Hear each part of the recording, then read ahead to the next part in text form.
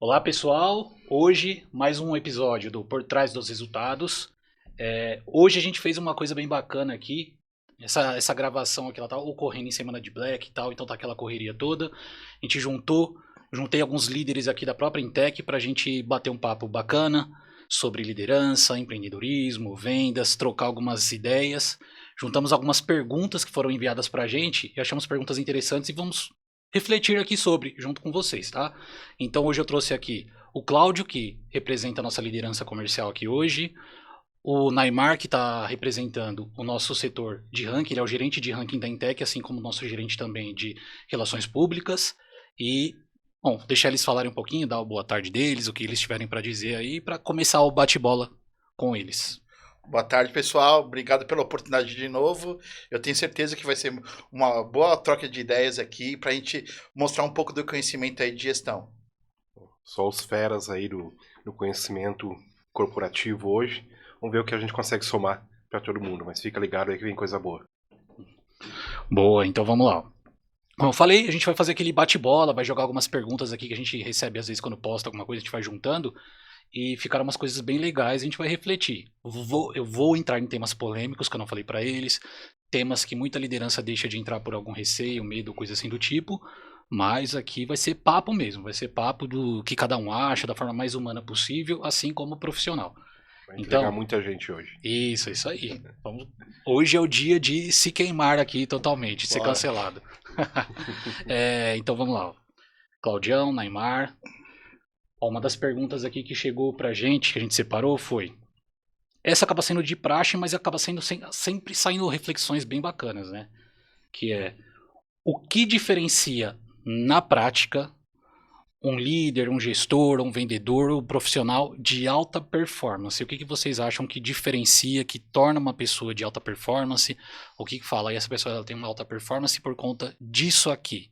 Vocês querem começar? Eu começo? O que vocês preferem? Vamos lá, para começar, o que diferencia, por exemplo, de um vendedor sênior, de um gestor comercial, é o controle emocional. Precisa ter muita controle emocional, postura profissional e controle de números. Isso faz uma grande diferença, Bruno, de um vendedor júnior. Que às vezes o vendedor júnior vai pela fé, né? Sim. Já um grande vendedor de alta performance, ou um gestor, ele vai pelos números. Isso aí. Ele vai bastante pelos números e também o controle também emocional conta muito aí para ajudar para a evolução. Boa, isso aí. Isso aí, um líder de alta performance, ele precisa de uma equipe de alta performance. Então eu acredito que no compartilhamento do conhecimento motivacional, com a equipe dele, motivacional na prática mesmo, no 1 a 1, não espalhar frases bonitas, visões que ninguém entende o que realmente quer dizer, mas sim naquele tato pessoal que ele consiga ter com a equipe dele, independente do tamanho, ele vai trazendo, ele vai sendo ali o alvo, as pessoas da equipe dele vão querer ser iguais a ele. Então Boa. vão querer ser de alta performance igual ele é. Exemplo, né? Um exemplo. Vão querer aí ter ele como um exemplo a ser seguido nessa palavra, como essa meta. Não quero ser que nem esse cara quando crescer. Tá, sim. E, bom, falando de líder, vendedor, qualquer profissional de alta performance, eu acho que o fundamental que a pessoa precisa ter primeiro é humildade. Parece muito lindo falar a questão da humildade e tal, mas aonde que eu quero chegar com essa questão da humildade? A pior coisa que pode acontecer é a pessoa achar que ela já sabe de tudo, achar que ela já atingiu o ápice dela de conhecimento, de bagagem. Então, a pessoa que se transforma em alguém de alta performance, seja líder, operacional, qualquer função profissional que a pessoa tem, é que essa pessoa se mantenha sempre ensinável, sempre mantenha-se treinável. Ela entender que ela tem que estar buscando constantemente evolução, que ela não possui, não é a dona da verdade, que o mundo ele vai se adaptando, vai mudando. O profissional que você é bom pra caramba hoje, daqui um ano e meio, você já não é o mesmo profissional. Então tá sempre se atualizando, sempre estudando e sempre aberto a receber um bom feedback, um bom treinamento, cursos e tal, tá sempre aprofundando. Isso eu acredito que é o que torna. E também uma característica que eu considero que transforma alguém em alta performance, como eu falei, independente da profissão, liderança, se é operacional, se é vendedor, é a repetição. A repetição. Quanto mais eu faço uma coisa, melhor eu vou ficando nela. Vou trazer o exemplo para vendas. Vendedor tem um desafio absurdo de começar a prospectar. Porém, quanto mais eu começo a prospectar, se eu faço hoje 5 prospecções por dia, quando eu chegar no 10º dia, eu já fiz 50 prospecções. Eu com certeza estou muito melhor do que na primeira prospecção, eu estou na alta performance já da 50ª ali da prospecção. Então essa alta performance eu acredito que vem de repetição e de humildade de estar sempre buscando conhecimento, mais bagagem e mais estudos, cursos, formações. Perfeito. E como é uma troca de ideias, você acabou de falar como que diferencia de uma alta performance. E como diferencia um vendedor ruim? Como que vai ser hoje pra gente jogar tudo na mesa? Boa. Como que diferencia um vendedor ruim? Cara, eu acho que assim como eu falei a diferença para alta performance é ser treinável, aquele que eu considero, vou usar a palavra ruim, Forte, né? aquele que eu considero ruim, não, colocar esse termo mesmo, é ruim mesmo, é aquele que não é nada treinável, não é ensinável, você não consegue desenvolver aquela pessoa e a própria pessoa não quer se desenvolver. Isso para mim remete muito à arrogância. Eu já ouvi treinadores que eu admiro muito falando por aí que todo vendedor precisa ser arrogante. Eu discordo totalmente. Eu acho que a função que precisa mais ser humilde na verdade, porque o melhor vendedor para mim é aquele que fala muito menos do que o seu próprio cliente. Isso é humildade. O cara querer ouvir o que o cliente fala, o cara querer dar a devida atenção, entender que a informação do cliente é muito mais valiosa do que a própria que ele tem para dar. Isso é humildade. Então, essa escuta ativa, a humildade de ouvir o cliente, de entender, não, eu não sou o bonzão, eu não sou o melhor, eu preciso buscar treinamentos constantemente. E depois eu vou até entrar num tema sobre essa questão de treinamentos, vamos dar uma aprofundada agora aqui não, mas eu vou falar já sobre essa parte de cursos, treinamentos, para a gente entender um ponto aí. Enquanto você falava, me vinha na cabeça, né? Como é desconfortável tentar treinar, orientar uma pessoa que, entre aspas, já sabe tudo. Tudo que a gente tenta apontar de melhorias, por mais que a gente utilize de humildade, de estratégia na comunicação, a resposta dele, mas já sei. Olha, precisamos... Já sei, eu sei. Ou seja, é desanimador, né? Não vou nem usar a palavra aqui broxante, mas é mais ou menos esse a sensação que passa, né? De que estamos perdendo tempo com uma pessoa que já sabe de tudo, mas ao mesmo tempo não aplicou nada. Na verdade é o ego, né? Exatamente. O ego, assim, da pessoa falar, eu sei mais que você, que vocês acabaram de falar, da humildade, não tem... a gente tem que aprender todos os dias. A gente tem que aprender com cada um todos os dias. Isso faz a parte da evolução, da nossa evolução. E o ego acaba matando as pessoas. E isso derruba. Sinto muito. Isso derruba porque a pessoa vai ficando tecnicamente para trás. E a pessoa humilde que escuta as pessoas, ela vai evoluindo. Automaticamente essa pessoa vai evoluir. E aquela pessoa que está com o ego alto, não quer aprender, não quer ser treinável, vai ficando para trás. E o resultado automaticamente vai ficando para trás. Eu sou capaz de dizer que o ego é inimigo do dinheiro. Totalmente. Totalmente inimigo do dinheiro, né? Porque a humildade atrai. A humildade te leva a aprender, a prestar atenção, a voltar um passo que seja correto e gente humilde atrai dinheiro. Atrai, porque o ego você às vezes acaba até gerando... o ego ele remete em tudo, né? Tanto a...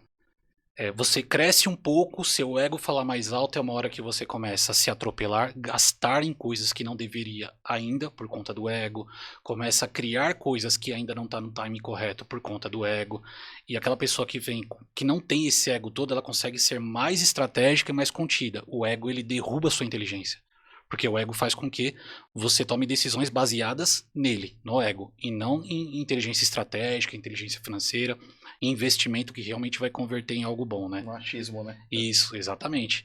E essa parte do ego, essa questão, né, que o Namar colocou de como é difícil, é frustrante a gente tentar treinar, ensinar uma pessoa que já tem aquele ego lá em cima, que acha que já sabe tudo e tal, porque a grande maioria dos bons líderes, qual é a forma que um bom líder se vê? Que a equipe dele vai ser... Entrou alguém novo, seja antigo, seja o que for, a equipe dele, a pessoa que estiver lá na equipe dele, é alguém que vai estar sempre precisando do apoio, do suporte, da ajuda. Você é uma pessoa como líder que pode mudar a vida de uma pessoa. Pode ser financeiramente no curto prazo, pode ser mentalidade no médio e longo prazo. Você, como líder, pode mudar a vida de uma pessoa. E quando vem aquela pessoa que é travada, que acha que já sabe tudo e tal, que você não consegue contribuir porque a pessoa é fechada, essa parte que gera toda a frustração. Por isso, uma coisa que eu sempre recomendo é, o processo seletivo, a gente tem que ter alguns gatilhos estabelecidos. Tem um que eu não abro mão. A pessoa ser treinável. Identificou esse tipo de perfil, que a pessoa não é treinável, tem essa questão do ego, de que já sei tudo, pode deixar comigo que eu faço tudo, isso, aquilo outro e tal. É um alerta muito grande para você evoluir com essa pessoa num processo seletivo. Na cultura da empresa, né? Isso. Na cultura da empresa tem que seguir isso no processo seletivo se a pessoa é treinável. Isso é muito bom. Exatamente. Um dos pontos que eu iria entrar, não tá nem aqui no meio das perguntas, acredito que não, né? Que eu preciso olhar tudo, mas nessa questão do ego, às vezes eu também vejo uma inflação de informação. Existe uma frase que fala que conhecimento demais é maldição. E eu vejo hoje uma enxurrada, uma avalanche de cursos de vendas, de liderança, de empreendedorismo, tal, não sei o quê, e a gente precisa ter um filtro muito bom para o conteúdo que a gente acessa. Não acessar qualquer coisa por aí, porque senão a gente começa a virar mais do mesmo, ou começa a praticar coisas que provavelmente não é o que a pessoa fez, a pessoa que está ensinando provavelmente não é o que ela fez para ela chegar onde ela está. Então a gente tem que filtrar muito bem. Tem com certeza cursos muito bons, mentores muito bons, mas a gente tem que saber filtrar muito. E eu quero saber o que vocês acham disso, dessa visão de cursos, se vocês acham essa onda que vem muito forte de cursos, se ela tem os prós que vocês enxergam, os contras que vocês enxergam, o que vocês acham? Na minha opinião, você tem que, assim, você está numa área, vendas B2B, cliente para cliente. Você tem que centralizar, por exemplo, eu tenho que saber técnicas do funil de vendas. Então, eu tenho que procurar um curso de funil de vendas específico. Não adianta eu olhar todo... como é que eu vou fazer a prospecção? Como é que eu vou fazer o funil? Olhar tudo de uma vez. Eu tenho que olhar passo a passo. E assim, o maior ofensor que tem nos cursos que a gente também vê, o que o vendedor faz, e até o gestor também faz, é não colocar em prática, né? Exato. É não colocar em prática. A gente estuda bastante, e às vezes a gente não coloca em prática. Isso é um grande ofensor que tem. E tem assim, e hoje não tem uma faculdade de vendas. Sim. Mas tem cursos demais. É só você centralizar dentro do perfil do nicho que você está trabalhando e você consegue aí trabalhar certinho. É isso mesmo. Eu acredito que um trimestre, sem que tu consiga fazer um curso, que seja um curso online de uma semana, é um trimestre que já ficou deficiente naquela coluna ali. Sim. Né? Então, botando um trimestre aí para ser generoso, né? Se tu conseguir fazer um por mês, que seja um cursinho online, tá ótimo. As pessoas mudam. Tanto as pessoas da nossa equipe muda, o cliente muda, o mercado muda. Então, o conhecimento tem que ser reciclado. Um livro do Spencer Johnson que eu sempre cito, que eu gosto muito, é Quem Mexeu no Meu Queijo. Lá no ano 2000, finalzinho dos anos 90, começo do ano 2000 eu li, e ele foi uma base aí para meu perfil profissional. Então, de tempos em tempos, eu preciso olhar e ver que as coisas estão mudando e eu preciso buscar uma requalificação, uma reciclagem profissional. Mesmo que seja o famoso mais do mesmo, porém colocado às vezes de uma forma diferente, uma frase que ele fala, um CTA diferente, que eu até posso ser não fisgado por ele, mas eu entendi que eu posso usar aquela técnica dele, a forma como ele utilizou para me vender aquele curso, eu posso utilizar para vender um curso para uma outra pessoa. Ou vender um produto para uma outra pessoa. A forma como aquele cara ali, aquele vendedor utilizou, o mecanismo que ele utilizou para me motivar a fazer algo, no caso, entrar no grupo de WhatsApp dele, eu posso utilizar para motivar a minha equipe. Então, de uma ponta a outra, o conhecimento ele é válido. Agora, tem que filtrar, como você falou, porque a maioria desses players de internet, de redes sociais, no mundo real, eles não são nem conhecidos. Sim. A gente pesquisa no LinkedIn, a gente vê que eles não trabalharam numa grande empresa, eles não têm um grande fator, momento de virada na vida deles, um grande case ali que realmente classifique eles, ou pelo menos um case recente, vamos assim dizer.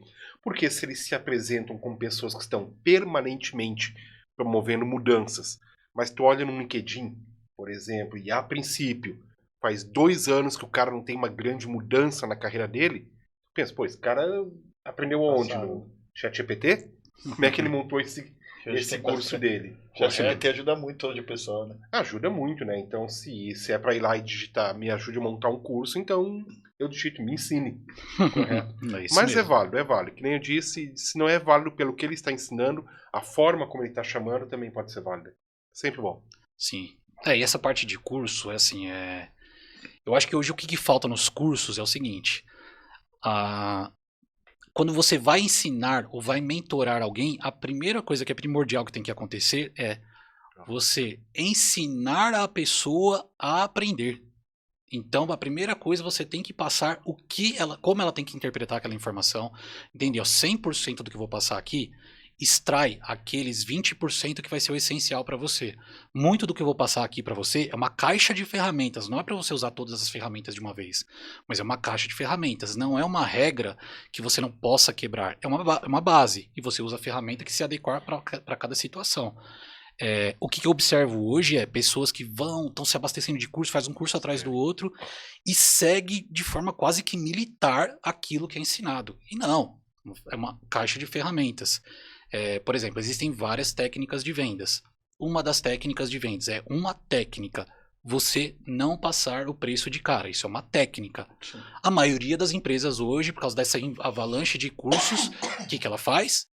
Ela não deixa de jeito nenhum seu vendedor passar o preço no início. Parece que é um pecado capital. Não, não é. É uma técnica. Mas tem cliente que é objetivo. Eu sou esse cliente. Eu sou cliente que eu quero avaliar se vale a pena eu investir o meu tempo para te ouvir. Então, eu quero saber o que esse produto faz tal coisa, ele é compatível com o que eu tenho aqui, eu vou conseguir inserir, e qual que é a média de custo? A pessoa me passou isso, dali eu avalio e falo, então tá bom, vamos para uma reunião. Isso comigo funciona muito. A pessoa que fala, só depois de uma reunião tal, perdeu a venda. Essa pessoa não consegue mais evoluir comigo. Se quer me passar as informações das quais eu preciso para saber se meu tempo não vai ser gasto, depois, essa pessoa já me perdeu como cliente. Exato. O cara, ele, de uma certa forma, ele não entende que ele está me propondo parar 1 hora do meu dia numa terça-feira, 4 horas da tarde. Isso, exatamente. Que é extremamente valioso para mim. O que você falou eu visualizei muito porque eu recebo muita abordagem de vendedores, né? E a gente aprende a qualificar isso. Aprende a julgar o trabalho dos outros, né? Então a gente percebe que ainda existem vendedores nas suas abordagens que seguem cartilhas, né? Aquela cartilha de não fazer pergunta aberta demais, de não passar valor, de não passar o preço antes de mostrar o valor, de primeiro encantar o cliente com a sua pessoa. Só que eles pegam um em cima do outro e parece que tomam um cuidado, fazem um check-in para que nenhum desses elementos falte. Isso tudo em uma única mensagem de WhatsApp. Sim. E como é cansativo isso. Como é... Eu não leio, 99% das mensagens eu não leio até o final. Né? Eu acabo até bloqueando, porque se torna uma coisa meio viciosa e fica toda semana o cara fica ali, fica chamando, então, você recebeu? Então vamos conversar, esse tipo de coisa. Então tem esse perfil, o cara que quis usar todas as ferramentas ao mesmo tempo. Por outro lado, teve o colecionador de certificados, né? O cara quer certificado para botar na rede social. Sim, esse é o ego. É o ego, né? Então ele fez ali uma questão superficial, montou a vitrine dele, mas te aborda de uma forma assim, que até não usa todas as ferramentas, mas também não usa nenhuma das ferramentas. Te cansa, conversa, faz 1 milhão de perguntas e não se apresenta, não diz exatamente o que ele tem ali para somar. Então esse déficit de pessoas que não se permitiram ou não buscaram ser treinadas, né, esse déficit não, essa quantidade grande disponível no mercado, ativa no mercado, aí tá cada vez mais sujando a categoria, vamos assim dizer. E nessa técnica que você falou, Bruno, você tem que ser objetivo e prático. E também fazer a pergunta, o que o cliente está procurando, para você não, como você falou da caixa de ferramentas, para a gente não usar toda a caixa de ferramentas, soltar um textão para o cliente que ele fala, tem interesse. E jogar um textão pro cliente ali e tentar chamar ele para uma reunião. Tem que fazer a pergunta. Qual que é o objetivo dele? Sim. Aí, sabendo o objetivo dele, querendo saber o objetivo dele, aí ele pode falar uma média de valores, passar uma média, aí chamar para uma reunião. Se o cliente estar dentro do ticket médio dele, né? Exatamente. E assim, eu achei legal que o Neymar colocou a questão do o profissional colecionador de certificados, porque é o cara que tem um monte de certificado e não coloca nada na prática. Eu já vi pessoas que, com uma comunicação extremamente agressiva, aparecer depois para mim, que eu recomendei e tal, aparecer depois para mim com 2, 3 certificados de comunicação não agressiva e eu ouvir da pessoa: esse curso não era para mim. Ou seja, o certificado não valeu de nada, né? Então tem a questão da certificação, muitas vezes é só para colecionar certificado e não colocar em prática aquilo que... O Play lá minimizou e foi dormir. Exatamente. E o ego, isso é tudo para satisfazer o ego, encher de certificado, mas eu realmente acredito naquilo que eu fui buscar de estudo, eu realmente vou colocar em prática? Não. Então isso atrapalha muito. E na questão das técnicas, eu gosto de falar dessa parte da técnica do falar o preço no final ou no início, porque as vendas hoje estão tão parecidas por conta dessa enxurrada de cursos que as pessoas hoje virou padrão. Não posso te passar o preço, não posso te falar agora, é depois de uma reunião de 30, 40 minutos para você saber a proposta. Funciona, mas hoje você destoa quando você faz diferente. Então, assim, é respeitar, mostrar que você respeita o tempo do seu cliente. E quando você passa o preço de cara, também tem suas vantagens. Porque quando você passa o preço de cara, o cara toma aquele susto do valor, mas ele já... Pode ser que de cara ele ache que foi caro. Tome aquele susto do valor de achar que foi caro. Só que você gerou a frustração no início e com o que você tem a falar adiante, você vai eliminando aquela frustração, vai tirando ele daquela linha de pensamento do tá caro, porque o tá caro já ficou para trás. E ele começa a ver os benefícios que você está apresentando. Você tirou ele daquela linha e esse cara ele já está em um outro sentimento quando você colocou o preço no início. Agora, quando você coloca o preço no final, você falou coisas lindas, maravilhosas, vários benefícios, vantagens. Espanta, né? Aí você vai e coloca o preço. E se ele achou caro no final, você já usou todos os seus argumentos para trás para esfriar o sentimento de que ele achou caro. Então, por isso, é uma caixa de ferramentas, tem que saber qual utilizar no melhor momento. Exato. Tem uma caixa de ferramentas que eu uso muito que é técnicas de persuasão. Uma delas, que eu gosto muito, é escassez. Tem gente que usa a escassez de uma forma que eu acho absurdo. Eu acho que eu sou um cliente muito chato, não é possível, porque o que acontece? Recentemente, eu fui procurar um fornecedor para fazer algo. Eu estava na fase de estudar, de ver se eu realmente precisava daquilo, se é o que eu queria ou não. E o que a pessoa me passou? Eu pedi algumas informações e no mesmo dia a pessoa já me falou: não, mas você já tem que me dar uma resposta hoje, você tem que fechar hoje porque eu tô com muita demanda aqui, muito pedido, tal, não sei o que, para encaixar o seu pedido, para não dar tempo. Não existia uma coerência naquilo, a pessoa só colocou uma pressa em mim porque ela estava com pressa e desesperada para fechar. E eu percebi aquilo. E eu não estava com pressa nenhuma. Então a minha resposta foi simples, direta e reta. Eu falei: meu amigo, então fica tranquilo, eu não estou com essa pressa. Eu vou procurar em outro lugar que possa me atender no meu tempo. Não, que não sei o que. Dali eu já paro. Então, utilizar o recurso da escassez da pior forma, você mata a sua venda. É uma baita ferramenta, é um baita gatilho para você trabalhar, uma baita técnica de persuasão, mas ela só funciona se for verdade, se tiver coerência. De você ter um exemplo. Olha, fulano, se você conseguir me passar hoje, se a gente conseguir firmar isso hoje, vou usar a semana de Black, por exemplo, que está recente. A gente tá com Black até amanhã. Se você conseguir me passar isso entre hoje ou amanhã, eu vou conseguir essa condição diferenciada para você. E isso é uma escassez real, faz sentido. Fulano, eu tenho desse produto aqui, eu tenho X, eu tenho 100 desse produto. Se você conseguir me dar uma resposta ainda hoje, provavelmente consigo te entregar na semana que vem. Se ficar para outra semana a sua resposta, pode ser que esse 100 já tenha acabado, eu te coloque em outro lote, vai demorar um pouquinho mais para entregar. É um gatilho de escassez real, o cara sente coerência. Você empurrar essa pressa toda no cliente, você só mostra o seu desespero, que o cliente não tá com esse desespero. Ele quer comprar com calma, ele quer sentir que comprou com calma, não sentir que comprou empurrado sem ter certeza se foi a melhor decisão que ele podia tomar. Mas né? é aquela coisa também de perguntar. A pessoa pode perguntar pro cliente qual que é a urgência que ele tá para resolver aquele problema que ele está procurando a solução. Exato. Você tem que fazer perguntas consultivas para descobrir um diagnóstico do cliente naquela hora. E ali você vai entender a urgência que ele tem para resolver. Se ele não tem urgência, é aquele velho ditado, né? Você faz tudo isso, não faz as perguntas, passa o preço e o cliente some e acha que o cliente sumiu por acaso. Não, você não fez perguntas consultivas e o cliente sumiu porque não era o momento dele. É isso aí, o perguntar é fundamental para um bom vendedor. Saber fazer as perguntas corretas. Sim, né? as perguntas O corretas. cliente ele faz né? a própria venda para você quando você faz as perguntas certas. Né?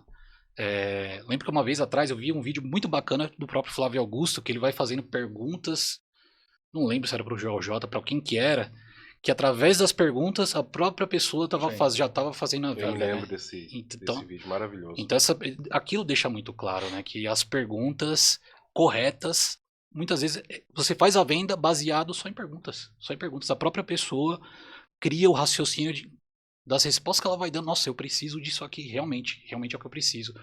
Através de boas perguntas. O bom vendedor que sabe fazer boas perguntas, esse cara é extremamente assertivo. Né? Perguntas abertas também, né? Uma reclamação comum que eu ouço muito por causa da nossa proximidade com o departamento de compras, engenheiros das construtoras.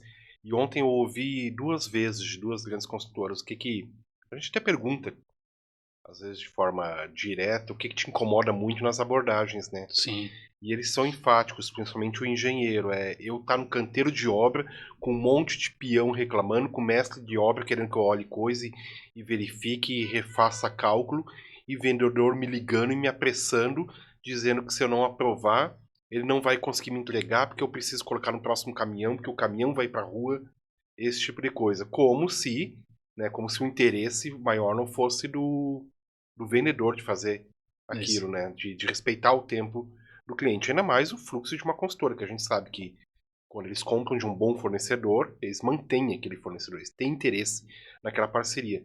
Porém, esse tipo de postura, ele acaba minando essa parceria. Exatamente. Não é... que eu vou... É o uso do gatilho, o mau uso do gatilho, da escassez. Olha, o caminhão vai sair amanhã, preciso colocar o teu pedido já. Sim. Pô, mas daí meu querido, compre um outro caminhão. Se tu só tem um caminhão, tu não tem condições de me atender. É isso Por mesmo. favor, né? Eu utilizo muito, Bruno, sabe qual é o gatilho da exclusividade? Por causa do nosso ramo, ali do Ranking Tech, que nós trabalhamos parcerias com marcas patrocinadoras e nós, de uma forma verídica, mantemos ali uma exclusividade. Por exemplo, eu não coloco 2 patrocinadores concorrentes entre si. Porém, é comum que 2 marcas diferentes concorrentes me procurem. Sim. Nesse caso, eu posso utilizar, sim, não digo a escassez, mas a questão do tempo. Eu vou fechar com quem assinar o contrato primeiro. Com quem nós bater não somente no valor, né, mas aquele que demonstrar mais apto para fechar, para bater a venda, para fazer um contrato legal, nós bater o martelo naquele momento, pode ser até que ele não esteja disposto a pagar o mesmo X, um valor tão alto quanto aquele segundo. Mas aquele segundo está me enrolando, ele não está me respondendo, ele não está abrindo uma comunicação, ele me deixa esperando. Eu passo ali então a exclusividade para os 2 e deixo claro que essa exclusividade está sim atrelada a uma certa urgência, uma certa escassez, ou é uma vaga para cada segmento, vamos assim dizer. E como eu busco não apenas que tu patrocine o evento nessa edição, eu quero ter uma parceria contigo, para todas as edições, uma parceria para durante o ano, para que eu vá te ajudando, te aproximando das construtoras, e tu vá me auxiliando também, aquele cara que está mais disposto a trabalhar comigo, a não ser apenas meu cliente, apenas pagar e receber o que eu tenho para te dar, e sim estar comigo, aquele cara que demonstra que valorizou, que entendeu a importância do que eu tenho e que agilizou e correu e pegou as aprovações e agilizou ali na assinatura do contrato, é esse o cara que eu quero.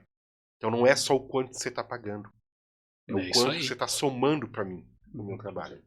Mas aí então é um exemplo que eu posso te dar, né, de gatilhos bem utilizados. Boa. Um exemplo, agora você falou, eu recordei até de um exemplo muito bacana, que é sobre isso.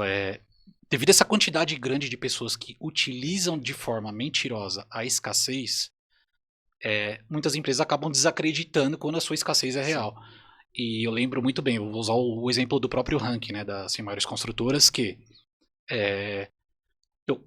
o evento é gigantesco, tá? 100 maiores construtoras do Brasil ali e tal, quem não quer fornecer para essas construtoras? E a gente vai, procura, busca patrocinadores e tal, e tem empresas que dão aquela segurada, aquela enrolada para contratar. O que acontece? Vem o concorrente e contrata.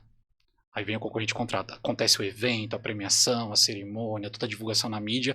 Ele vê o nome do concorrente dele ali. E é isso, a gente não aceita patrocinadores concorrentes, né? Nossa, então. E aconteceu já esse fato. Acontece esse fato. Exatamente, eu lembro, vou citar aqui nome, eu lembro muito bacana assim. A Cobreflex é uma grande parceira nossa. É uma grande parceira nossa, sempre patrocinando o ranking. E já aconteceu já de 2 ou 3 empresas de cabos, a partir do momento que viu a Cobreflex ali patrocinando o ranking, vindo conversar com a gente, apareceu lá pessoalmente para trocar ideia, para tentar se inserir e tal. E não tem mais como. Quando a gente informou, existia uma escassez. Porém, a Cobreflex foi aqui.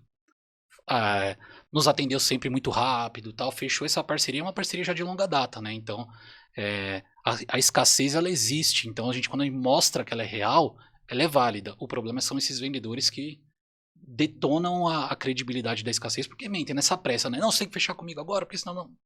Sem qualquer cenário real de escassez. E nós garantimos, é verídica para nossa escassez, que mesmo que eu não tenha ali um contrato ativo naquele momento, para mim a parceria, o aperto de mão que eu dei, o olhar no olho que eu dei para fechar, para mim tá válido. Né? Aquela confiança tá válida. Isso acontece com uma empresa agora de seguros, inclusive, a WIS, que é a nossa patrocinadora. Nós não temos contrato ativo com eles. Sim. Outras já me procuraram. Olha aí. Mas a WIS já me garantiu. E sim, então para mim a garantia deles para mim tá ótima. É isso aí. Né? Seguros aí da parte imobiliária e construção civil. Não, você vê, na utilização dessas técnicas, tem uma outra coisa que eu gosto de falar bastante. Isso eu foco muito, inclusive, na equipe lá da Intec, né? Que cada profissional é sua própria marca. Então, por exemplo, você deu o exemplo do engenheiro que está lá em uma obra, ele fica ali recebendo ligação de um vendedor, acelerando ele de qualquer jeito, tal, você precisa fechar comigo logo, senão vai perder o caminhão, isso, aquilo. Isso é uma imagem de desespero. A marca desse vendedor, digamos que é o vendedor João. A marca João é a marca de uma pessoa desesperada. Qual é a visão que você quer passar da sua marca, a sua pessoa como profissional? Então a gente tem que tomar muito cuidado com isso. Por isso que utilizar o gatilho da escassez de forma verídica, tá refletindo na sua marca. Eu zelo muito, eu não zelo por perfeccionismo. Eu zelo por credibilidade, por confiança. Então, uma pessoa que está lidando comigo, enxerga aquela pessoa como uma marca. E a marca daquela pessoa tem que me passar confiança e credibilidade. Eu não espero perfeição. Eu fiz recentemente uma obra lá na minha casa, no meu apartamento. Foi com o Weber. Muito gente boa, o Weber, e eu sempre cito ele. O que o Weber ele fez comigo assim? Eu já trabalhei com muitas empreiteiras, pedreiros e tal, tudo mais. O Weber foi a empreiteira que pegou o nosso trabalho lá da minha casa, tal. Ele entregou a obra e ele deixou muito claro: Bruno, tá aqui a sua chave, a obra tá pronta. Como foi uma obra muito grande, a hora que você entrar para começar a utilizar as coisas, com certeza vai aparecer alguma falha. Durante a utilização, com certeza vai aparecer algum problema. Só que a gente está aqui 100% disponível. Apareceu, manda o WhatsApp, eu mando alguém. Se for de manhã, eu já consigo mandar alguém no mesmo dia. Se der para mesmo horário comercial, mando alguém ou mando no dia seguinte. O cara não me prometeu perfeição. Quando você promete perfeição, cara, você para mim parece mais um falsário do que qualquer outra coisa.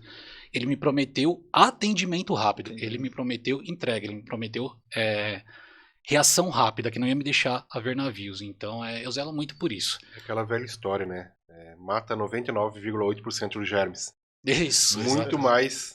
Muito mais veracidade, né? Muito mais confiável que mata 100%. Porque 100% é uma frase de efeito apenas. Exatamente. Eu vou utilizar a própria Intec também como base aqui. A Intec. Nós trabalhamos com informações de obras que são alimentadas por seres humanos. Nós temos a equipe de pessoas lá que ficam ligando nas construtoras, coletando informações. Pode acontecer o quê? Como são seres humanos falando contra seres humanos, pode acontecer uma falha na comunicação e uma informação está incorreta. Então a gente entrega o quê? 95% de assertividade. 5% a gente dá de margem para poder acontecer uma falha da informação. Mas a gente garante, além disso, uma pessoa dedicada. A gente tem equipe de relacionamento que são pessoas que ficam dedicadas a atender a nossa carteira. É aí que a gente se destaca. Fala, se você achar uma obra com informação incorreta, pode acionar a gente na hora, que a nossa equipe vai atrás da informação, vai te devolver a informação certinha, tal, e a gente ainda propõe mais. Se tiver uma obra que não está no sistema, que você viu na sua rua e você quer que esteja lá, a gente vai trabalhar para você. Liga aqui que a gente coloca a informação. A gente não vende 100% de perfeição, mas a gente vende a prestação de serviço muito humana, muito rápida, uma reação rápida para dar o devido suporte para as pessoas. Isso é um diferencial absurdo lá pra gente. Assim, o diferencial de uma equipe humanizada é muito grande, que é o pós-vendas e o cliente para a vida toda, né? Sim. Para falar a verdade. E hoje, assim, o pessoal tá com muita dor, porque hoje tá tudo sendo IA, robô, que tá Exato. fazendo. E aí o pessoal se encanta com aquilo, tem os problemas e não tem com quem falar, para quem socorrer. Exatamente. E quando você tem uma equipe humanizada e um pós-vendas que te passa todo o suporte, é outra conversa. Você vê o pós-venda se preocupando com a sua empresa, porque você contrata um serviço pela confiança, como você me falou, Bruno, pela confiança e pela solução do problema também. Então, o pós-vendas é ideal em todas as empresas, não hoje IA, né? É isso mesmo. É isso mesmo. E hoje, assim, ó, a questão da IA, aproveitando que entrou nesse gancho, o que vocês têm para falar sobre a IA atualmente, da forma que as pessoas utilizam? Vamos botar essa vai ser a pergunta da vez aí. Então, vamos falar do ChatGPT? Sim. Hoje está deixando muitas pessoas viciadas de não pensar em respostas. Sim. Eu vejo muito isso. De pessoas otimizarem o trabalho delas. De não estão mais raciocinando e deixando o computador fazer. Sim. E isso deixa automaticamente, quando você fica viciado, você vai ficando mais acomodado. E aí quando você pega situações, quando você não tem um computador na frente, você fica incomodado e inseguro. E não consegue colocar toda a sua expertise. Sim. E você também não estuda, né? Quando você tem automaticamente uma coisa que te dá a resposta, você não vai estudar atrás daquilo. Entendeu? Isso que tá. Assim, eu acho que é um pouco. É bom para uns lados, mas prejudica bastante pela parte de inteligência. Boa. A IA em geral, seja o Gemini, seja o ChatGPT, obviamente isso veio para somar, veio para ser uma coisa boa, ele democratizou muita coisa. Sim, sim. Democratizou, ele deu acesso, e eu, particularmente gente da minha geração, já passou por democratizações antes. Né? Então pode parecer piada, mas eu me lembro de uma época que só assistia filme bom quem podia ir no cinema ou quem tinha videocassete em casa. Hoje popularizaram, né, os serviços de streaming, todo mundo tem em casa, então é mais ou menos a mesma forma das IAs. Porém, a IA em geral faz um trabalho que ela quer, obviamente, que nós nos tornemos cada vez mais dependente dela. Sim. E isso a gente percebe aonde? Nos detalhes, naqueles elogios exagerados do tipo, que ótima pergunta, muito pertinente, que eu particularmente desliguei isso do meu. Sim. Né? O meu já tá ali com a minha cara. E outra coisa que eu tive que pedir é uma comparação muito sutil, no Google, que se utilizava mais. Se eu digitasse alguma coisa com erro de ortográfico, de digitação mesmo, o Google me apontava isso. Uhum. Ele até me trazia, como se ele dissesse, olha, eu sei o que você quis dizer, mas só por descargo de consciência. Você escreveu errado. Sim. A IA, você já deve ter reparado que isso não faz. Então, Sim. se eu como ali uma letra, esqueço um acento, ela passa batido. Ou seja, ela nem sequer me preocupa em corrigir os meus erros. E isso me deixa, que nem o Claudio falou, cada vez mais dependente daquilo. Então hoje eu já não sei mais criar uma legenda se não for por IA. Eu já não sei mais me preparar para um determinado assunto se não for por IA.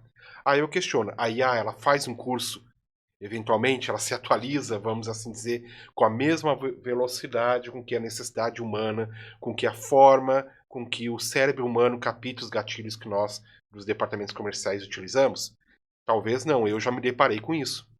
Então pedi ali uma ajuda para atualizar um script, ela me deu coisas que, ótimo, há 3 anos atrás eu usava isso. Boa. Eu já pedi para analisar alguns sites com os da IA, ele olhou e me deu várias dicas de design, de layout, de conteúdo, muito bom, para 5, 6 anos atrás.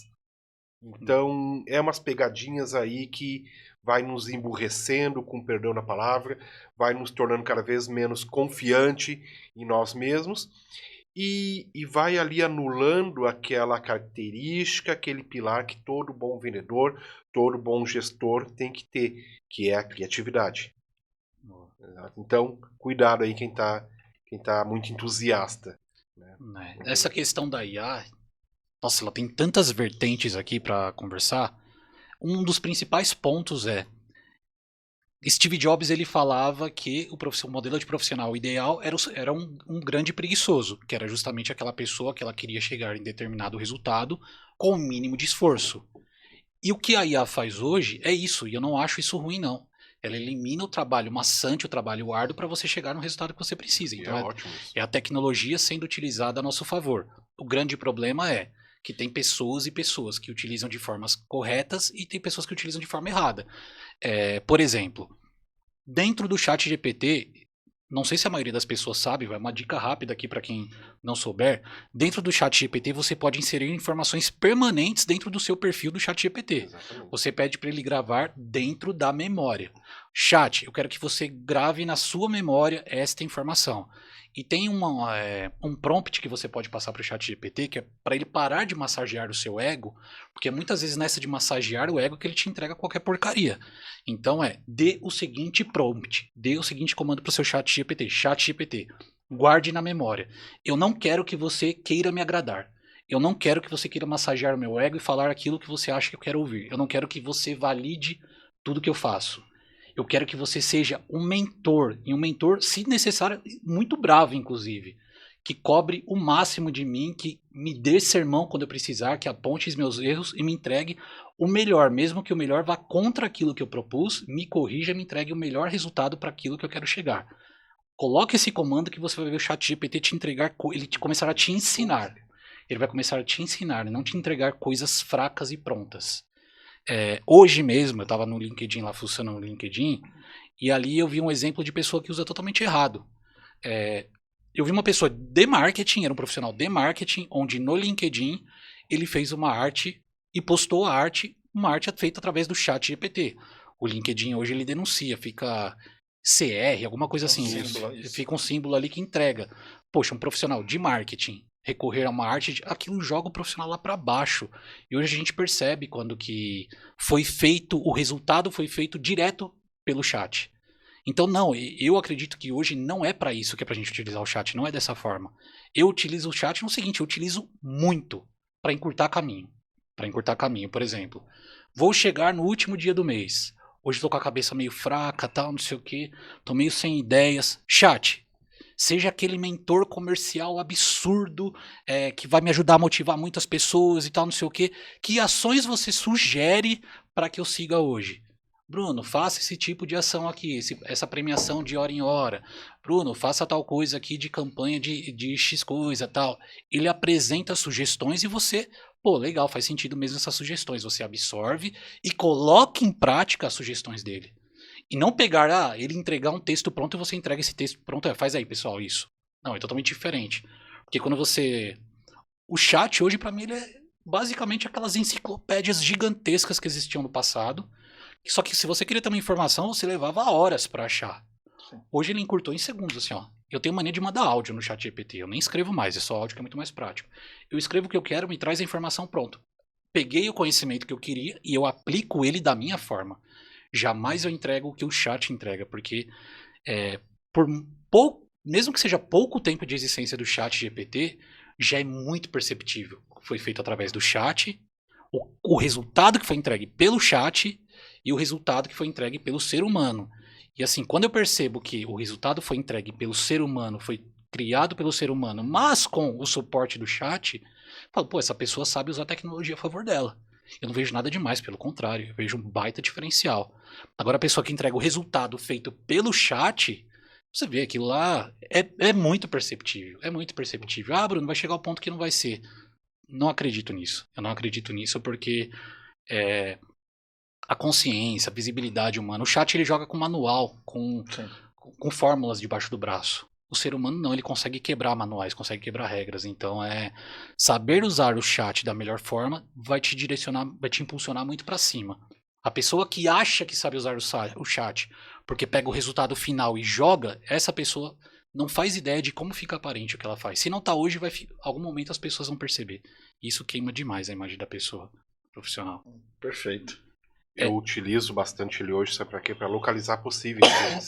Boa. Então, quando eu estou disposto a um determinado, quero focar naquele segmento, eu peço que o ChatGPT seja o meu secretário, vamos assim dizer. É isso. Então ele me dá ali 10 opções de empresas com histórico de investimento em tal área, com empresas de tal porte, que já tem histórico, que tenha participações em feiras, que tem um bom departamento de marketing consolidado, esse tipo de coisa. Isso ele pode fazer por mim.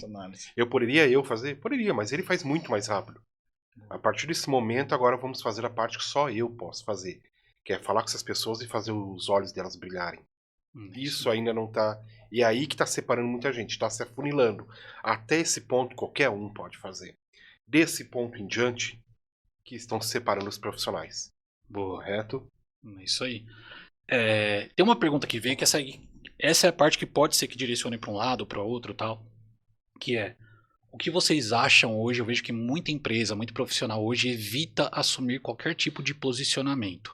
Prefere sempre um muro, ficar em cima do muro. O que vocês pensam disso? Acha que faz sentido ficar em cima do muro? Acha que faz sentido se posicionar de alguma forma ou não?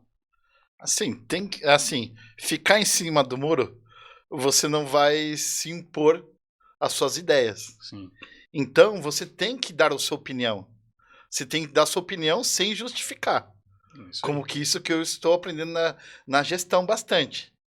Se impor sem justificar aquilo que eu estou impondo. Boa. Então, tem muita gente hoje que a pessoa do outro lado dá opinião e aquela pessoa fala, então, não sei como que é. Tem que se impor, mesmo que a pessoa achar ruim. Porque ela vai saber, pô, caramba, ele me deu outra visão. Isso é importante também. Sim. Você se impor para a pessoa saber a sua ideia, a sua cabeça. O que você falou, e aquela pessoa falou, ó, a postura dele foi, abriu minha cabeça, então minha opinião, eu vou mudar a minha opinião. Perfeito. Isso também é ficar em cima do muro, você vai ficar dos dois lados. É aquela coisa, né? Querer agradar, né? Sim. Ficar em cima do muro é aquela pessoa que quer agradar. Quer agradar a todo mundo, mas na verdade nunca agrada ninguém 100%, né? Sim, nunca agrada ninguém 100%. E aquela pessoa que se impõe, tem a postura de impor as suas ideias, é aquela pessoa que sempre sobe. Perfeito. Jogando principalmente no campo das redes sociais, ter opinião formada, né, faz parte de mostrar quem nós somos. Exato. Mostrar que eu tenho personalidade, mostrar que eu não estou ali apenas como uma vitrine para agradar ou não, pelo menos não desagradar ninguém, né? Então faz parte, sim, é importante que a gente tenha opinião formada de forma respeitosa. Ter a minha opinião não necessariamente me obriga, eu não preciso expor a minha opinião te ofendendo ou ofendendo uma parte contrária, né? E outro lado também uma certa mediação, dosagem. Ou seja, eu não preciso ter opinião para absolutamente tudo, ou eu não preciso expor a minha opinião para absolutamente todos os assuntos que estão bagunçando a internet. Porque senão daqui a pouco eu vou estar falando de prisão do Bolsonaro, depois eu vou estar falando de Banco Central, de perseguição religiosa na África, de Virgínia e não sei mais quem. Isso tudo no mesmo dia, e qual é a mensagem que eu vou estar passando? Esse cara não trabalha, ele fica olhando redes sociais o dia inteiro, com perdão na palavra, cagando regra, como é que é isso? Exatamente. Cara, o que eu olho também disso daí, ó, as pessoas exigem também, às vezes você nem tem um posicionamento e parece que isso é obrigatório. As pessoas te jogam numa posição que não é a sua. Vou me usar de exemplo aqui. Eu sou um cara que, de verdade, eu não tenho posicionamento político de mais pra direita, pra esquerda. Eu nem ligo, eu nem gosto de política. Eu sou um cara que eu acompanho economia. Eu acompanho muito finanças, economia, mercado e tal. E isso faz com que muitas vezes eu critique o cenário da economia, eu critique alguma ação momentânea.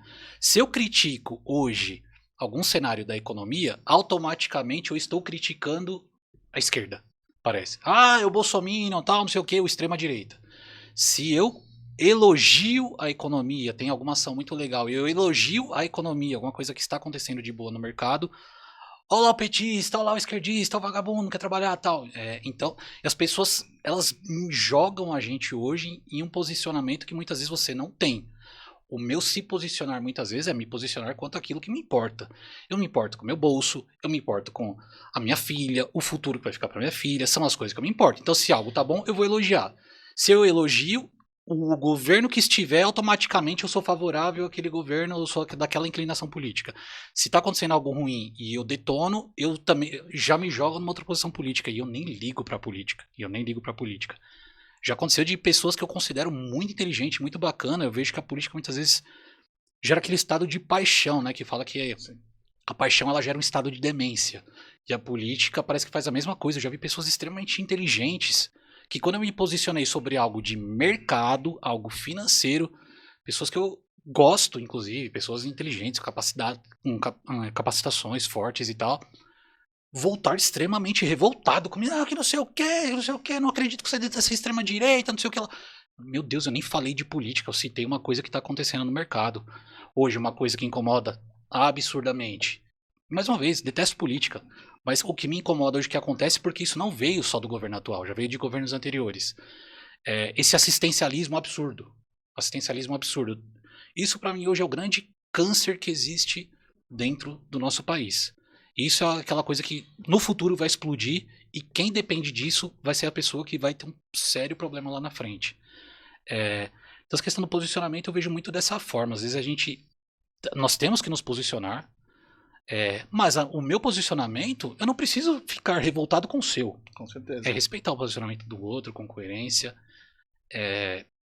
Esses dias também tem uma questão de posicionamento que me pegou forte. Esses dias no meu Instagram, eu postei uma notícia que ali eu vi um negócio ali no meu direct que foi bem bacana, assim. Foi um aprendizado muito bom pra mim. Eu postei no meu Instagram uma notícia do Infomoney, onde as pessoas estavam priorizando trabalhar menos do que ganhar mais. Eu postei essa notícia. Com uma visão baseada na minha realidade, na minha cultura. Sou suspeito a falar, mas sim, na Intec eu não gosto que ninguém trabalhe mais do que 8 horas. Pelo contrário, a gente fecha a empresa no horário. Acaba acontecendo assim, penúltimo dia do mês, os vendedores querem ficar até um pouco mais tarde para fazer venda. Ótimo, maravilha. Mas eu sou totalmente contra exceder essa carga horária de 8 horas. A visão que eu tenho, que eu critiquei essa notícia, foi por essa visão, dessa vivência de... Pô, a pessoa que, onde eu conheço, meio que eu vivo, as pessoas têm que trabalhar apenas 8 horas. Apenas não, vai. Mas assim, o essencial, que é 8 horas. E eu vejo entrevistas, processos seletivos, que as pessoas acontecem. A pessoa vem, ela pergunta primeiro se tem que trabalhar todos os dias, para depois perguntar o salário. Então, essa é a pessoa que remete àquela notícia. Isso eu não concordo. Essa é a parte que eu não concordo, porque eu, Bruno, eu tenho responsabilidades, tenho minha filha, minha casa, minha família, tal, para cuidar. E eu trabalho sim para ver quanto que vai render aquele meu esforço, porque eu tenho responsabilidades. Jamais na minha cabeça eu inverteria essa ordem, porque eu tenho responsabilidades. Foi o ponto que eu coloquei. E teve pessoas que se manifestaram, eu achei bem bacana, que foi um ponto muito válido também. Um amigo meu que trabalhou muitos anos em uma empresa muito grande, ele pontuou: Bruno, eu discordo de você. Pô, legal, mas por quê? Porque eu trabalhava em tal empresa, ganhava muito bem, eu priorizava o salário, mas eu trabalhava de 12 a 14 horas por dia. Aquilo afetou minha saúde, afetou minha família e tal. Ali fez todo sentido pra mim. Pô, verdade. Eu contribuí com o meu posicionamento, com a minha informação, de uma realidade diferente da dele. A minha realidade é essa. Eu não trabalho mais que 8 horas, não deixo ninguém na minha empresa trabalhar mais do que 8 horas. Mas é a realidade que eu conheço. Então, na minha visão, quando a pessoa falar, eu priorizo trabalhar menos do que ganhar mais, eu entendo que é aquele lá que não tem responsabilidade financeira, quer saber se vai ter que trabalhar todos os dias na semana, se vai ter que trabalhar 5 dias ou só 3. E ele veio com uma outra realidade que é alguém que trabalhou por muito tempo em uma grande empresa ganhando muito bem, mas trabalhando 14 horas e acabou com a vida social, com a saúde, com a família. Então os dois pontos fazem sentido. Então o posicionamento é válido dos dois lados. E ter a abertura de respeitar o lado do outro, você aprende tanto. Você aprende tanto poder ouvir o outro. Isso é bom demais, cara. Essa geração, vamos assim dizer, X, né, que fala, ela já estava bem encaminhada no sentido de ir mudando as coisas, no seu ritmo mudando. Então, tava N pontos aí que são discutíveis, não vamos nem citar aqui, né? Não vou entrar no assunto de DEI e coisas desse tipo. Mas existem N pontos que a geração X, aquela que nasceu até 80, né? No Sim. qual eu faço parte, de passagem, ao chegar na maturidade, ela por si só começou a mudar e melhorar as coisas, para passar para a geração Y, para os millennials, e olha, daqui para diante vocês continuem. E eles quiseram continuar, só que eles aceleraram demais o processo. Eles tentaram tudo para ontem, esse imediatismo, né? Então eles não vieram, as coisas estavam funcionando, estavam melhorando, preconceitos estavam caindo, direitos trabalhistas mais humanizados estavam sendo aprovados, as próprias empresas, né? A própria geração X abriu empresa e nas suas empresas já estavam plantando isso para que a próxima geração não precisasse fazer o que eles fizeram, Sim. correto? Então, estaria muito bom se mantivessem esse ritmo, um ritmo de respeito, um ritmo de estabilidade, um ritmo de ir plantando essa ideia. Mas a próxima geração, a geração X, os milênios, Y, pegaram isso e tentaram dar uma acelerada assim, não vou esperar, eu quero isso antes dos meus 25 anos, porque eu quero me aposentar cedo, tendo um ótimo salário e como diretor, já, ou como CEO, ou isso, ou aquilo. Então, o que estragou foi esse imediatismo. Sim. E eu tenho um guri de 16 anos, eu tento tirar isso do lado, eu tento passar para ele o lado bom. Eu falo para ele, tá vendo isso, tá vendo essa situação? Se tu não pisar na bola, se tu te manter fora dessa bolha viciada aqui, pra ti é menos concorrência. Exato, tá muito mais fácil de destacar muito hoje. mais fácil de destacar. Então, olha só, num ambiente em que todo mundo faz questão de ser, vamos assim dizer, aquela mesmice, aquele Zé Ruela, aquele texto ali, aqueles mimizentos, vamos assim dizer, tu baixar tua cabeça e ir atrás, né, e buscar e estudar, tu vai conseguir. Olha, tá muito fácil de tu te respeitar o teu tempo, a tua saúde, a tua família, a família que você vai montar, o teu tempo de estudo, de lazer, e mesmo assim tu se destacar. Cargos de liderança, melhor salário, o que tu estiver buscando, aquilo que tu estabelecer como meta. Então, é o que eu digo, para mim é menos, já não faço, não concorro com essas pessoas, e eles não concorrem comigo. Mas dentro das novas gerações, aqueles que eu posso, eu aconselho dessa forma sempre. Até uma discussão que tem sempre, até que eu vou fazer uma pergunta para vocês, é que o pessoal pergunta, tem muita discussão que você acabou de falar, o pessoal trabalha mais e trabalha menos, do trabalho home office, que tem muita gente que concorda e tem muita gente que discorda. Sim. Qual que é a opinião de vocês? Ó, esses dias eu achei engraçado, porque isso acontece na minha casa, é sem maldade, eu percebo que é sem maldade. A minha mãe às vezes me liga e pergunta assim, joga a seguinte frase: Bruno, você vai trabalhar hoje ou você vai ficar em casa? Como assim? Se eu ficar em casa eu tô trabalhando também, mas você veja, é cultural. Ah, Bruno, mas é da sua mãe e tal, que é dona de casa. Não é só assim. Já aconteceu de eu chegar na empresa e a pessoa perguntar: amanhã você vai trabalhar? Eu entendo que a pessoa quis saber se amanhã eu estaria na empresa, mas na cabeça da pessoa, se eu não fui para a empresa trabalhar, ou se eu estou de home office, é como se eu não estivesse trabalhando. Então isso é cultural. Infelizmente isso é cultural. Isso vem muito das próprias pessoas que pedem o home office. Sim. Eu acredito que o home office ele é uma ferramenta, ele deve ser tratado como uma ferramenta adicional. Eu não acredito no modelo 100% do home office. Tem algumas funções que até pode sim, mas eu acho que são exceções. Eu acredito sim no home office como ferramenta para ajudar. Pô, hoje, Bruno, amanhã eu vou precisar fazer um trabalho que eu preciso me concentrar mais e tal, não sei o quê. Tudo bem fazer home? Vai lá, foca. Eu sou assim. Às vezes que eu fico de home, é porque eu preciso focar em alguma coisa sem interrupção e me ajuda muito. Pô, Bruno, lá de onde eu venho, o treino vai estar legal amanhã. Fica de home, não tem problema, tal. Pô, Bruno, vai acontecer isso, fica de home, mas como ferramenta. Porque o presencial, ele tem uma coisa que o home não entrega. É o ambiente. É a cultura. A gente que é de comercial aqui, na marca, faz essas relações públicas, sabe como a ambientação influencia. Se não influenciasse, a gente não precisaria de líderes puxando, não se falaria tanto em motivação. Né? Exatamente, não se falaria tanto em motivação e tal. Por quê? O ambiente ele motiva. O ambiente ele motiva. Então, o presencial ele é extremamente importante. Que essa ambientação, a cultura, aquele oba-oba, aquela premiação, tocar o sino e tal. Cara, isso leva a pessoa muito para frente do que ela pode entregar, do que quietinha ali em casa, tudo mais. Então, eu não acredito no modelo 100% home office. Eu acredito que o home como uma ferramenta adicional para o dia a dia, sim, pode ser a qualidade de vida. Pô, tem que levar meu filho no médico, fica de home hoje. Não tem problema. Mas não que isso seja uma regra. Isso aí eu sou meio contra. Exato. Eu como home office eu posso validar 100% disso que você fala. Então eu tenho minhas vantagens, minha qualidade de vida é insuperável hoje, né? consigo tomar café da manhã com a minha esposa, no final do dia consigo passear com a minha filha no carrinho, empurrando, enquanto ainda tem um pouco de sol. Sim. Quando anoitece, a gente consegue ver ali as luzes de Natal agora. É maravilhoso. Porém, para que eu funcione, eu preciso sair de casa eventualmente. Vou ali para o escritório da Intec, vou ver pessoas, vou ouvir o que as pessoas estão... O que está acontecendo? O que as pessoas estão falando? Né? Vou tirar uma tarde para conversar contigo. Vou para dentro das construtoras. Vou pegar trem, vou conversar com as pessoas. O cérebro precisa dessa agitação, precisa desse chocalho. Se eu estou em casa o dia inteiro, por exemplo, mesmo quando eu estou sozinho, eu sou daquele que deixa a televisão ligada, porque tem que ter aquele plano de fundo, aquele barulho, alguma coisa desse tipo. Correto? Agora, parte do líder, do funcionário em home office, entender que eu acredito que tu deixa a pessoa em home office, e isso é uma coisa que você acerta bastante, tem que dar junto à liberdade. O pacote é completo. Vai saber que 5 minutos antes de começar o expediente ele vai estar tomando café. Sim.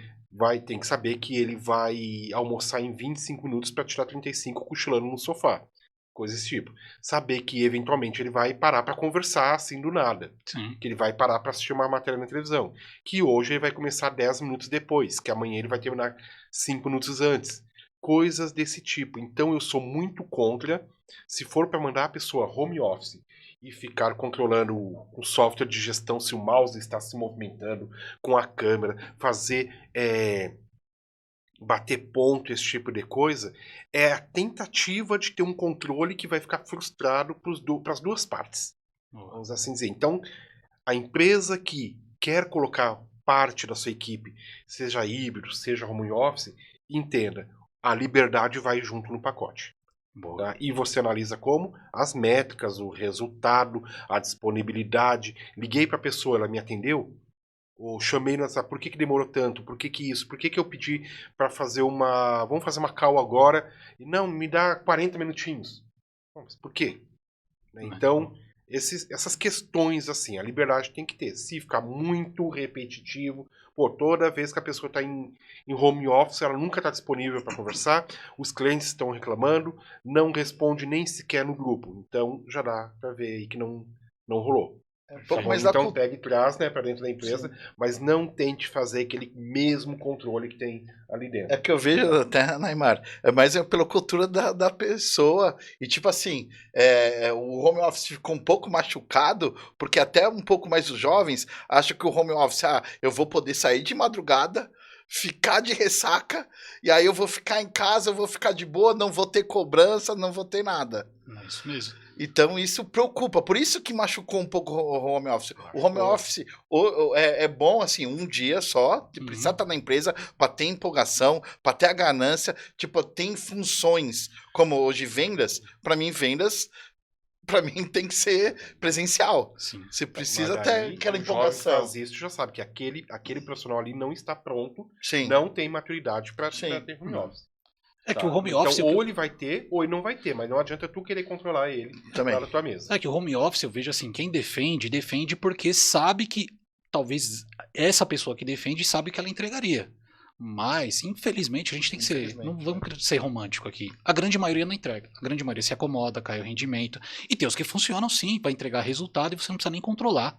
Tem pessoas, eu tenho vários funcionários que eu sei que assim, eu não preciso falar um A com a pessoa, nem olhar, que a pessoa entrega o resultado, seja o que for.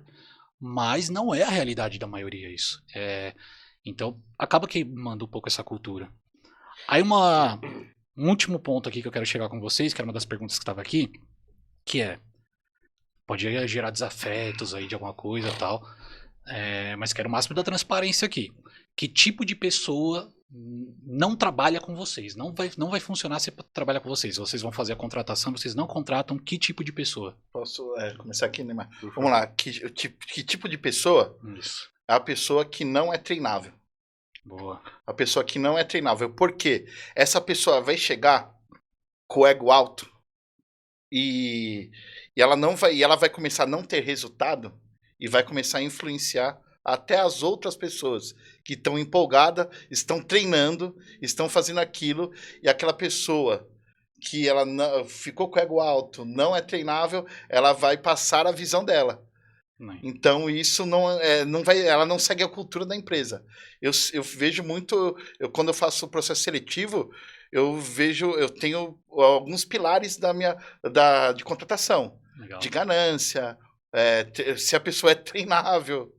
Esse é o gatilho que você não pega de jeito nenhum, é o não treinável. Não treinável. Isso eu pego já, tipo assim, ó, já na hora, já desanima, já são perguntas que eu já pego da pessoa que, tipo assim, a gente faz perguntas, se a pessoa, como estuda, como que a pessoa, se a pessoa, por exemplo, eu faço perguntas, você pesquisou sobre a empresa?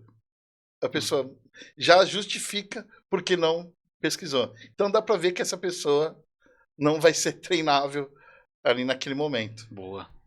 Assim como ninguém merece uma pessoa não treinável, ninguém merece também uma pessoa que não se permite ser motivada. Sabe? Aquela pessoa Sim, que tem importante. aquela boa frase, né? Para cada solução ela te apresenta um problema. Sim. Então, eu particularmente eu gosto de me definir como uma pessoa realista, positiva. Né? Realista, que vê que não está bom, mas é positivo, que já procura ali os pontos, né? Quais são as portas de saída, como que nós vamos começar a fazer para melhorar. Sim. Correto? Agora é muito desconfortável para qualquer pessoa apresentar uma solução. Olha, vai dar certo, eu sei que não tá bom, mas vamos melhorar assim, assim, sabe? Já tentaram isso, não vai. Aquela pessoa assim que fecha as portas da comunicação quando tu tenta motivar ela, quando tu tenta trazer ela pro teu lado. Eu ainda estou aprendendo a motivar, porque motivar aquela pessoa que quer ser motivada, que tá ali na mesma sintonia, é fácil, muitas vezes até desnecessário.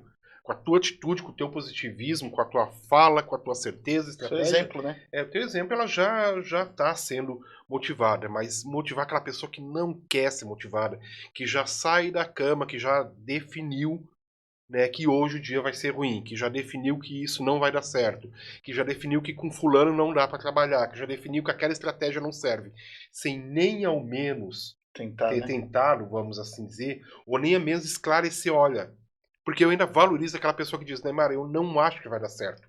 Eu tô sendo negativa. Por quê? Por causa do ponto A, B, C e D. Sim. Mas é alguma coisa. Agora aquela pessoa que diz, não vai dar certo, porque, não sei. É broxante. Então, Vamos assim dizer, né? nossa, teve uma parte que você falou aí, que eu vou até olhar pro povo aqui pra falar, ó. Se essa frase tá na sua boca, policia, que é, mas sempre foi assim. Essa frase, derruba. Essa frase derruba a pessoa que está acima de você, derruba o dono. Se é o dono da empresa que ouviu, se é o seu gestor. Essa frase denuncia que você não está aberto a nenhum tipo de inovação. Quando você fala, sempre foi assim, você já está colocando um bloqueio. Sempre foi assim, eu vou fazer assim, tem que ser assim. É aquela pessoa que essa frase já mostra uma resistência a inovar, a fazer diferente. A pessoa que dificilmente vai querer enxergar um erro para corrigir e fazer diferente, fazer melhor. Então, policiar de não falar essa frase. E agora sobre o tipo de profissional que não trabalharia comigo de jeito nenhum, que não funciona comigo, às vezes passa, a gente descobre depois. Mas profissional que não trabalharia comigo, pode ser que as duas características sejam a mesma pessoa. É o militante e o vitimista. Talvez seja a mesma pessoa. Por quê? Quando eu digo militante, não é falando só em parte política, não. Qualquer tipo de militância. Porque para mim o militante, ele é aquele cara que ele é o invejoso. O militante, ele é... Eu conheço várias pessoas veganas, gente boa pra caramba. O militante vegano, ele simplesmente ele não vai comer a carne e não quer que você coma. Assim como amigos meus que são veganos, ele simplesmente não come a carne e eu como a minha ali e tá tudo certo. O militante vegano, ele não quer que você coma a carne e ele fica puto com você de você comer a carne. A mesma coisa, o militante também, aquele militante que, eu não quero que trabalhe muito, que a empresa explore muitas pessoas, tal, não sei o que. Não é que ele não quer aquilo para ele. Se você quiser trabalhar muito, você quiser se destacar, se doar muito mais, por escolha própria sua, se sacrificar por um tempo para ter mais frutos, ele não quer que você faça isso. Então, o militante, eu acho que é aquele invejoso. Não é aquela pessoa que ele não quer aquilo para ele. Ele não quer que você faça, ele não respeita o seu direito, ele não respeita a sua decisão. E o vitimista? O vitimista é aquela pessoa que todo dia acontece alguma coisa, e todo dia alguém fez alguma coisa para aquela pessoa. O vitimista, ele precisa de um vilão em toda a história de vida dele, em tudo que acontece. Então, O vitimista que conta vários vitimismos dele hoje pra você, amanhã ele vai ser uma vítima sua. Amanhã ele vai estar contando histórias onde ele foi alguma vítima sua. O vitimista é natural, qualquer situação que ele passa, ele tem que ser vítima e se você contratar um vitimista hoje, 90% que um dia ele vai falar que foi vítima sua, independente da pessoa que você seja. Então, são esses dois perfis. E só um acréscimozinho aqui eu contrataria um tipo de profissional que eu faço questão de ter comigo. Aquele profissional que eu vejo determinação. E o que eu entendo como determinação? Aquela pessoa que, a hora que ela identifica o cenário que ela tá, tem coisas boas, que é um cenário próspero, que vale a pena ela se dedicar ali, aquela pessoa queima todas as pontes atrás dela. É aquela pessoa que ela queima o barco para não ter volta. Que ó, agora eu vou me dedicar totalmente que eu tô queimando todas as pontes para trás. Não tem volta não. Ou dá certo ou dá certo. Esse cara que consegue mostrar esse tipo de determinação, ó, queimei todas as pontes para trás. Queimei o barco, não tenho volta porque eu escolhi que isso aqui vai dar certo e pronto. Esse é o tipo de pessoa que eu adoro trabalhar, porque é aquela pessoa que, vamos tentar tal coisa? Não deu certo? Não tem problema, vamos tentar outra. Deu tal coisa? Não deu certo? Não tem problema, vai ter outra. A determinada ela é assim. A pessoa que não tem determinação ou vitimista é que ela tentou uma coisa, não funcionou. E aquela outra ponte ali? Deixa eu tentar aquele outro caminho. Você percebe esse tipo de pessoa, né? E, bom, como eu acrescentei isso, qual é o tipo de profissional que vocês têm muito gosto? Uma característica que é muito forte para vocês, que vocês têm muito gosto de trabalhar. Por exemplo, o que eu falei, treinável, de você passar algo para a pessoa e a pessoa colocar aquilo em prática, funcionar e olhar para você com os olhos brilhando e falar, funcionou. Então ela escutou você. E tipo assim, o profissional, o profissional que eu gosto de trabalhar, é aquele profissional, não é o que eu só estou passando, é aquele profissional que faz coisas fora da empresa, sem a gente pedir. É aquele profissional que faz sem o gestor pedir. Olha, eu vi isso, depois do horário, eu vi essa matéria, estudei isso aqui, eu vou implementar no cliente. Isso é incrível. É o proativo, né? É o proativo. É a proatividade da pessoa, isso brilha qualquer olhar para crescimento da empresa, né? Isso aí. Para o crescimento da empresa. Eu gosto de gente que abre a boca e fala, que se comunica, que expressa a sua opinião. Boa. Eu não tenho problema nenhum. Acho que a pessoa que não é arrogante, ela não tem medo de... que trabalha a sua humildade, ela não tem medo de ouvir opiniões diferentes, coisas. E, inclusive, sabendo que pode ser que aquela opinião esteja certa. Que aquela forma proposta esteja certa. Então, se eu te proponho alguma coisa, seja para um colega, seja para alguém da equipe, vamos trabalhar dessa forma. Eu não tenho problema que tu abra a boca e diga, eu não sei se eu concordo com isso, por causa de ponto A, B e C. Eu acredito que se fizer dessa forma que vai ser melhor por causa disso. Aí nós dois vamos entender se é o momento de experimentar a forma dele, se não tem tempo hábil. Isso aí a gente desenrola depois. Mas ele me mostrou quem ele é. Ele me mostrou uma outra ponta. Ele abriu a boca e falou 1000 vezes melhor do que ele tá bom e sair de porque na outra empresa, que é uma coisa, voltando só um passo atrás, um tipo de gente que passa na contratação, mas durante o dia a dia mina todo mundo. Aquele cara que é apegado a outra empresa. Porque lá onde eu trabalhava, porque lá onde eu era empresa, porque lá era assim, porque lá a gente fazia assim, o dia inteiro. Cada perfil, cada detalhe da empresa, cada estratégia que a equipe monta, ele tem uma versão de como era na outra empresa. Aquela pessoa presa ao passado. Sendo que 125% das pessoas que rodeiam ele não estão nem aí para como era na outra empresa. Verdade. Eu acho que alguém precisa falar isso para essas pessoas, correto? Então, respeitar o teu passado, respeitar a tua experiência, sempre. Mas, querido, te desliga, que nem você falou, queima o barco. Você não tá na outra empresa. Lá era bom, lá tinha isso, lá tinha esses benefícios. Pois é, né? Te demitiram. Então, nós te abraçamos.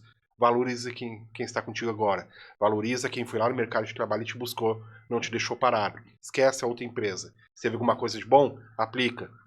Quer aplicar, acha que é legal, chega e fala, Neymar, assim, de uma forma respeitosa, vamos assim dizer, de forma clara, e te prepara. Pode ser que seja um sim, pode ser que seja um não, pode ser que seja um espera. Muito bom. É, perfeito. O que fala é o que contribui, né? Bom, mas então, foi muito bom aqui o papo.